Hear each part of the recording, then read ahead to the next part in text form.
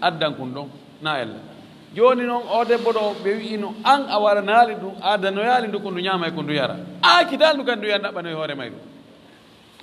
modda yayori wonkiye ɗum ɗo ko honɗum waɗi ɗum ɗo kadi ko feeñande e feeñalle angal yurmede o wi inna sani'a hadihi lmar'ati andu golle ɗe o debbo ɗo madharun ko yaltitande ko feeñande min madahiri qaswati lqulubi e feeñalɗe yorugol ɓerɗe wantisai rahmati minha e ɓooregol yurmen nden ka ɓerɗe toon ittegol yurmen nden ka ɓerɗe wa rahmatu yurmede la tunzau illa min qalbin shaqiyin ɓooratake ɗoofe itte sina e ɓernde malkisande tati on rawa albukhariyu imam al-bukhari fillike an abi qatadata radiyallahu anhu o itte oɗo anna rasulallahi sallllahu alayhi wa sallam qal nulaɗo allah on maaki inni no min la adkhulu miɗo naata fi salati ka julde mi fuɗɗonde fa uridu italataha tawa miɗo muuyi miɗo faala juutingol jawwasu mi raɓɓin ɗinna atajawwas mi yawta ko ɗurno ko mi ñogga falyatajawwas fihima no arde noon laɗo sa sallam maaki ida dakhala ahadukum lmasjida yawma aljum'ati wal imam si goɗɗo e mon naati ñande juma ka juulirde tawi almamiɗo hutumbinde yo juul darde ɗiɗi yo raɓɓin ɗinnoɗe o wi mi raɓɓin ɗinno mimma alamu sabu komi andi kon min shiddati wajdi ummihi sabu sattede sunu nene makko min bukaihi e wullandu makko wajdu no wiye wujdu no wiye wajdu ko sunagol fi makko sa wi wajadahu ɗo ko yiitugol mo wajada alayhi ɗo ko sunagol fi makko ɗo itta masdar makko ko wujdu ɗa ko wujudan wajadahu wujudan wajada alayhi wujdan ma wajdan sabu ko nene makko komi andi kon sunu nene makko on fii ko wullata kon ande e ma paare ko yumma makko heɓata kon fii ko wone wullude kon o wi sabu ɗum mi raɓɓinɗinna julde nden fii wotami juuti mi fitina nene on nene makko no julde kon no miijitu fii ko honno o sortota julde nden o yaha o ƴettamo o dankomo o moyna ko wanɗen koko woni hakkude nene ɓiɗɗo fa uduluhu sallllahu alih wa sallam selugol mo an italati salati gaayi juutingol julde makko ɗen udul ko accitugol ene adala sirde adala no fetta e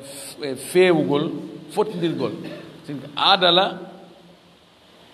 an ɗo ko yawgol hano ko ɗum sela ko ni feewirno accita laawol ngol jokka goɗɗum ngol hari mo feewi mo eɓɓi juutingol o seloyi joni o turni o yaari ka raɓɓin innugol nelaaɗo accutugol juutingol julde mum nden allati nden julde asama nde o fellutuno ala italatiha juutingol nde wa wajdul ummi e sunu ande nene on min bukai tifliha wullandu boobo makko on ɗiɗo ɗiɗi noon madharon ko feeñanɗe min madahiri rahmati immorde feeñirɗe yurmede allati nden awda'aha llahu nde allah halfini o mari fi qulubi ruhamai ka ɓerɗe yurmeteɓe min ibadi e jeyaɓe makko ɓen ko nelaɗo so'i kon wonde si o juutini nde julde nene boobo on soñjoto o raɓɓinɗinni ko yurmede noon ko nene boobo on mapoto ko boobo mum woni e wullude kon ɗum kadi ko yurmede ga ɗiɗo fof ko holli ko ɗum ɗo yurmede si tawino e ɓernde ko ɗum ɗo andete ko batte on nayi on ruwiya fillama anna zeyn al abidina ali ibne al husayn oɗo zeyn al abidin ali ibne al husayn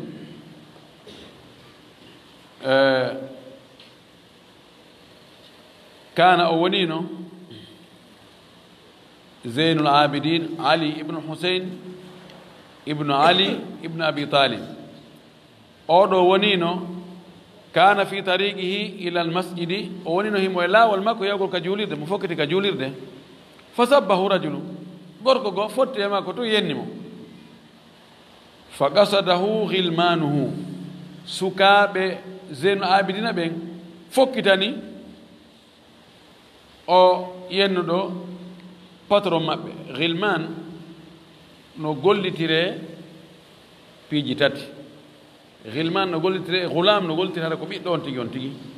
no gollitire jiyaado on tigi no gollitire gollo on tigi kurkaado on tigi do غلمان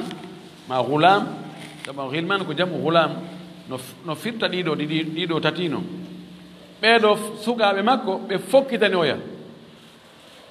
liyadribuhu fiyo be pimo wa yu'dhuhu be lorramo bayo yenni o do tanirawo nelaɗo sallllahu alayhi wa alihi wa sallam tantirawo makko de fanahahum on tumati o haɗi ɓe zeynul abidina haɗi ɓe wa kaffahum anhu o suri ɓe gayi oɗo o darni ɓe rahmatan bihi sabu yurmegol o ɓaysi ɓe yanino e makko moƴƴatano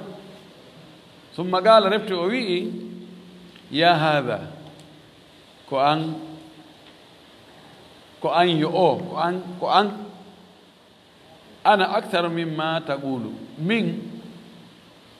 komi ellaji komi wondi kon no ɓuri ko wonɗa e wowlude ɗo ko seeɗa annduɗa wa ma la ta'rifu anni aktharu mimma ta'rifuhu ko anda e an kon e boneji no ɓuri ko annduɗa kon ko seeɗa wowluɗa ɗo ɓi hunde kaari waɗɗo ni ko seeɗa wowluɗa ɗo tawsiɗum no woodi hannde la ilaha illallah fa in kan laka hajatun fi dhalika dhakartuhu si tawi yiɗa jogii haajo e anndugol ɗin ellaji an kadi ɗi a annda mi anndina ɗin noon kadi fii ya ɓeydu wowlude hara ko yani fii ya wowlu kadi fay fa hajila rajulu gorko on hersi wastahaya fayin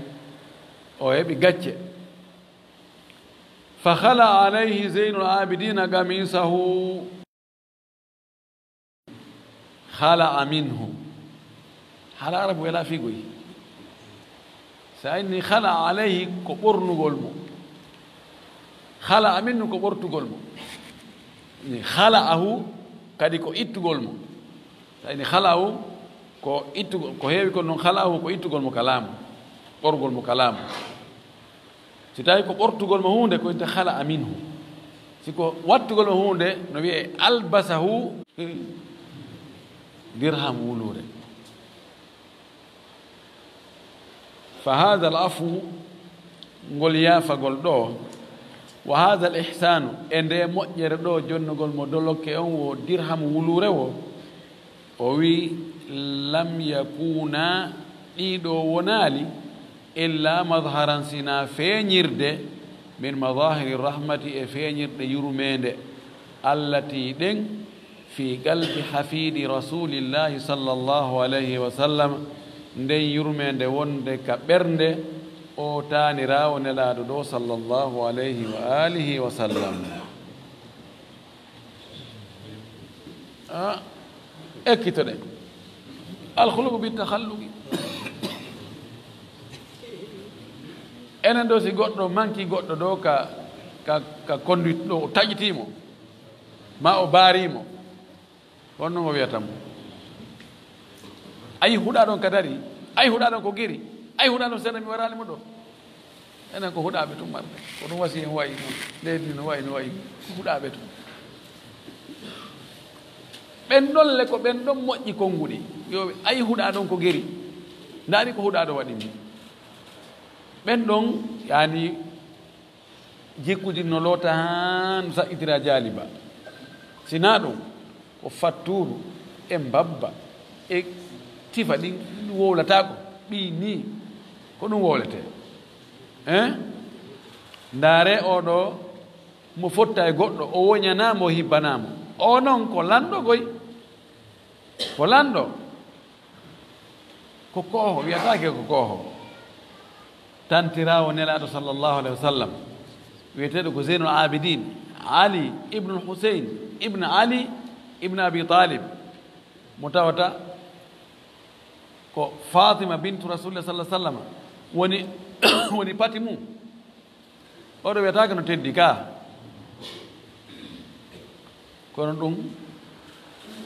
o wiyali mi hollete ko min woni hombo mi hollete ko min woni hombo anda ko min hombo a waɗi ko a wattata ko o wiɗi ellaji ko wolɗa ko yenɗami ɗo ko hoodi ellaji ɗi wolɗa ɗo ɗimi wondiɗi no ɓuri ɗum sa faala mi wolantedi kadi tawi ɗo woni piggal molanangal hersi ko ɗiɗo heli junngo pullo fuu tawi ko ɗiɗo heli junngo ko ɓoylɗo e sartinɗo si goɗɗo waɗima ko metti ko tangini joni a bantotomo joni tun ayni a jali a wolanima haala moƴƴa hersay de hersay moƴƴi kono seytane kana jaɓirta ɗum seytane an ko a hulɗo reedu an ko a dottori yimɓe fof ina joni a hulmo an kadi waɗu an kadi wowlu goɗɗum hollu gorgu hollu an kadi o ɓurama lasiliyagal hollumo on fof ko ɗo jeeya ɗon hollumo ko an woni hombo yaggimmo ko ɗum seytane coɓata on tigi ɗon ha on tigi natoya erreur ƴawa noon ha tawa ko kanko inde awa kenela hakke de a wara ɗo ɗum feƴƴitira min kadi nani mi heɓɓirno kono ɗum annaki torki Allah subahanahu wa taala yo Allah okkore jikkuji moƴƴi ko kanko woni fewnowo e jikkuji moƴƴi fewnota jikkuji moƴƴi sona kanko yo Allah fewno en e jikkuji moƴƴi ɗin no Allah moƴƴirin ngu tagu men noon o hokki en tere timmuɗe o hokki en ŋari o feppidiri ɗe tere meɗen ha ɗum feppi ha tawi yiiɗo wo no yiɗi yo Allah moƴƴini noon kadi jikkuji men ɗin en torki Allah yo Allah okkore en jikku moƴƴo yo Allah okkore en muñal yo Allah okkore en yurmede yo Allah okkor en yaajende newede e ɓurto e teddungal e kala moƴƴireji ko tawata himo yiɗi o yarlita waɗi waɗa sabu naten aljanna yo Allah arsuko en ɗi wa akhiru da'wana anil hamdulillahi rabbil alamin wa sallallahu wa sallama wa baraka ala nabiyyihi al amin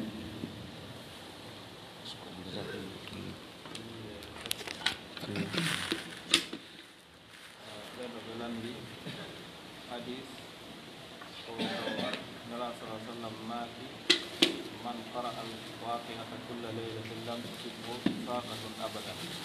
وحديث المكسور من هذه الصحابة حديث مسلم ɓeɗo landi o hadith wonde wone laɗo no maaki mo jangi suratul waqiya jemma be jemma lam tusibu faaga tun o heɓata basal waɗo allahu lan no jaɓi suratul waqiya jangete yali hadise o no selli komi andi kon e hadise on mi ɓeyda mo darde kono komi andi kon na selluɗo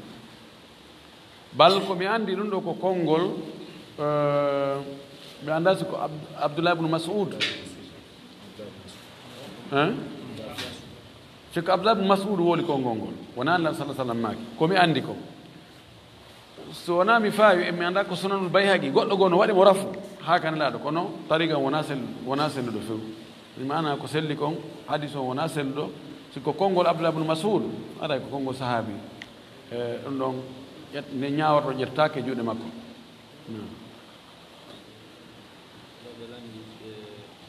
tawi buumorgol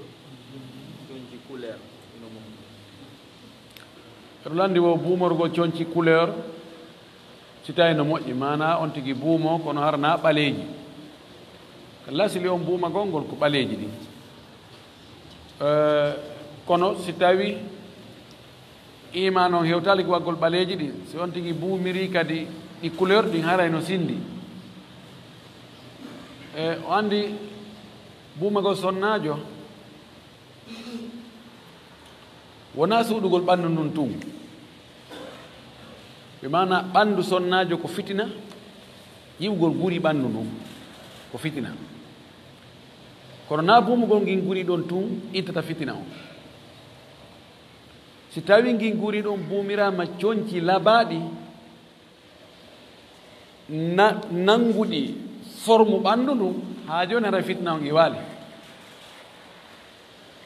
masalan si sonnajo waɗi joni pantalon waɗi chemise ma dolo kun tawa tere ɗen fopp no yaltiti arena guri ngingoy kono ha joni fitina o ngi waali ka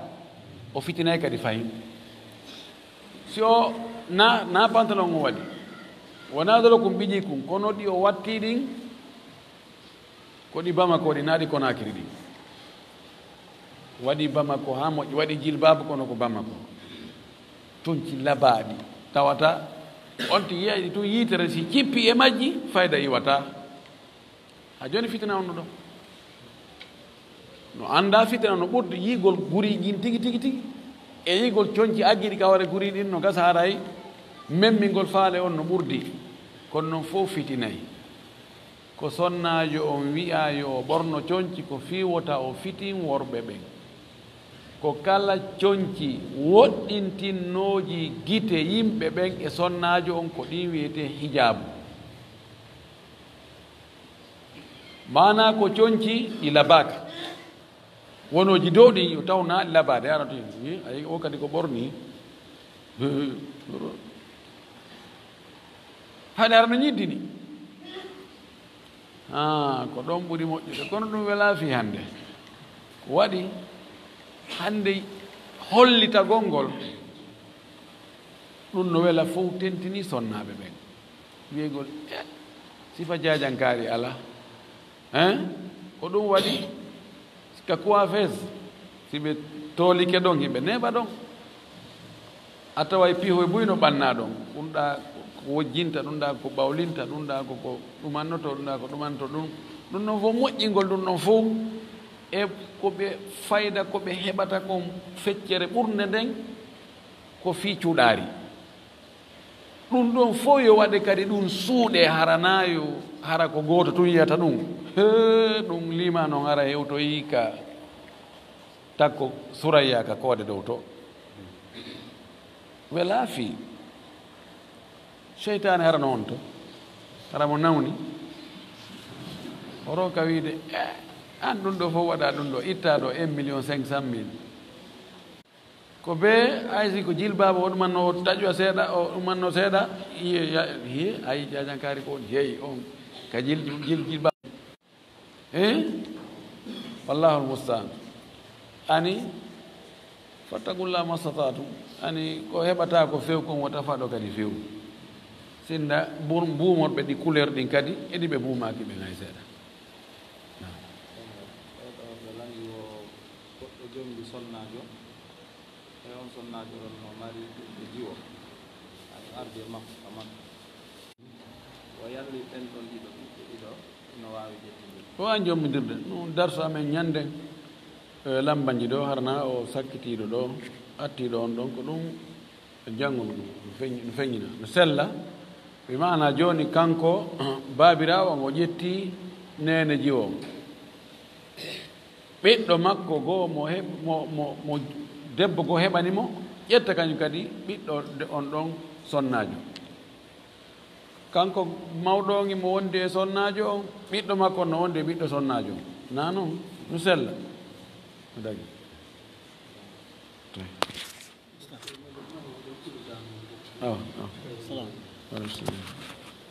jango on ka pétition de yaɓa ka commissaire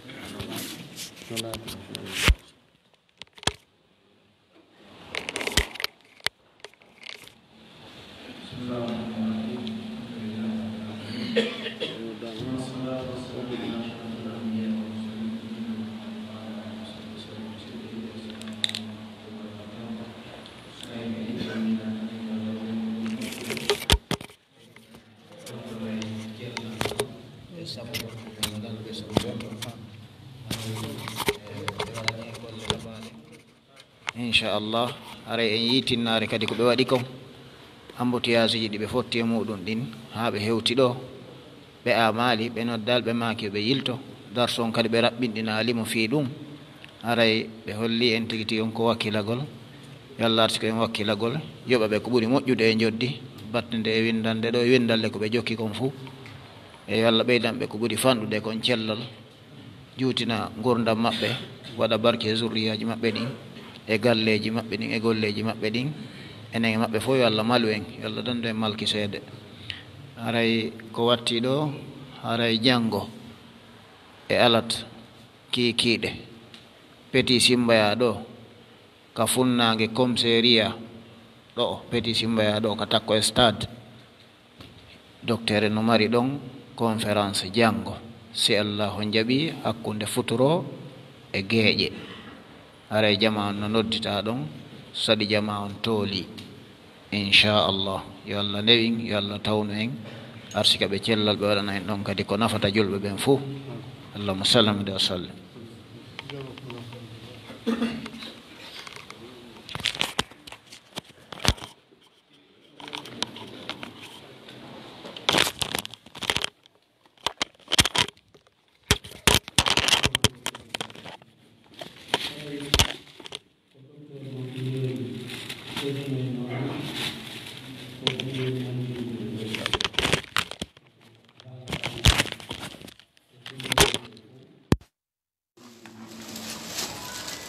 yonti e o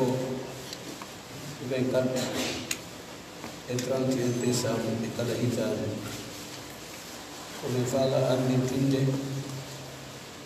ko haɗete ko gouvernement mo ɓuri marde doole haɗira kono ɓaytu sen tippi hadis nelaɗo kala e men yiɗo hunde añade añininde yo ittirde juuɗe makko ɗen so ala doole yo ittir hunduko makko kon so ala ɗen ɗon doole yo taw metrino metta mo koko wona fettinede ɓe nandintina e lowanɗe e quartier ji men ɗenƴina mawɓe ɗum nde wona e sunna jeeya ɗum ndeyi ko annasara e alyahudu ñentini kadi noon wonɓe fettinde ɓen sa yehi a tawayna chrétien joni fettinde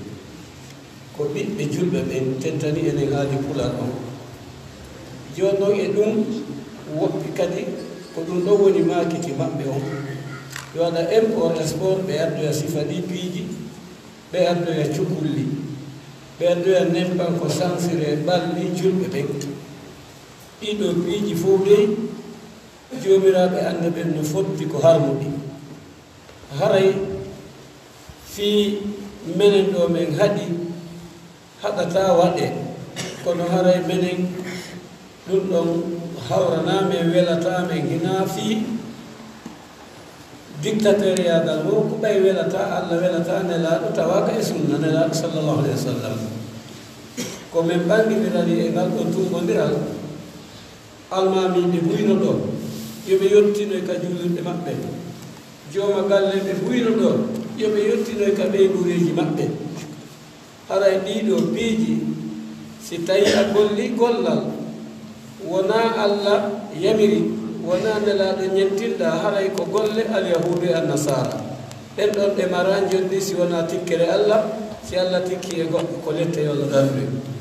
haray ko ɗiɗo piiji men marno komin andintina ɓe lowanɗe ko ɓe fettinta flambo ɓe fettina ɓe sansa ɓalli maɓɓe ɗi ɓe sooda cukulli ɓe ɓorno ɓe waɗa piiji ɗi allah yiɗa yarlaki tentani ila nder ɗo yontere ila le 24 ha 31 ha ɓe wiya itande heyre ko kufur ko yettugol allah ko yargol beere ko zina